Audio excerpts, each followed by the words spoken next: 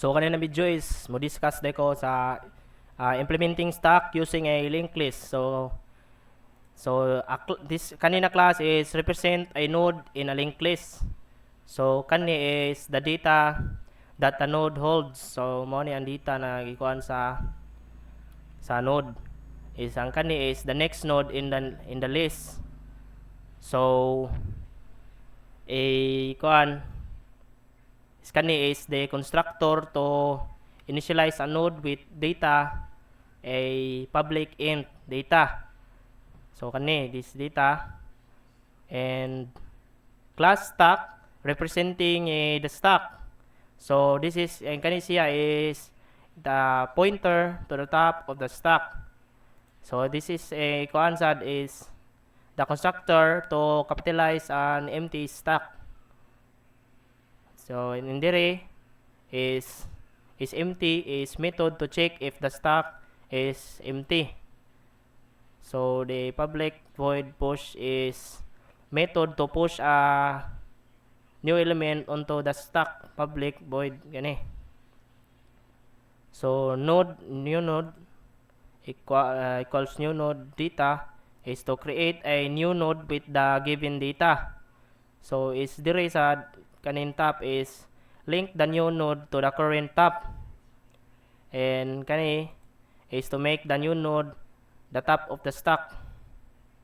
So dara push output na to print out. So next is kani public int pop. So method to pop an element from the stack. So dara no stack print out na to. Command is return a sentinel value to indicate an empty stack.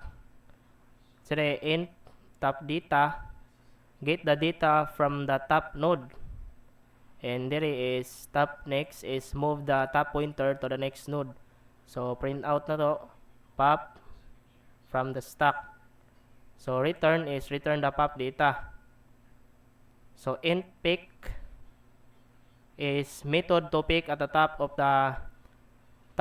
element stack without removing it.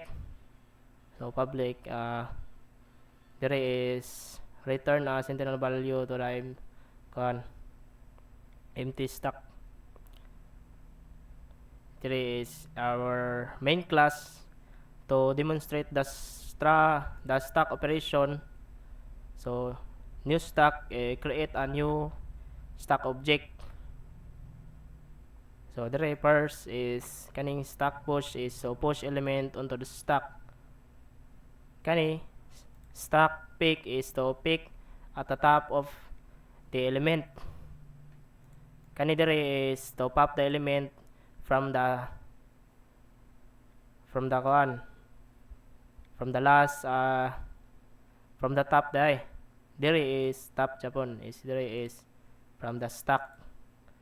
So there is pop the last element. There is to try to pop from an empty stack. So more to mo ni ato ang output. So more din ni guys. So thank you.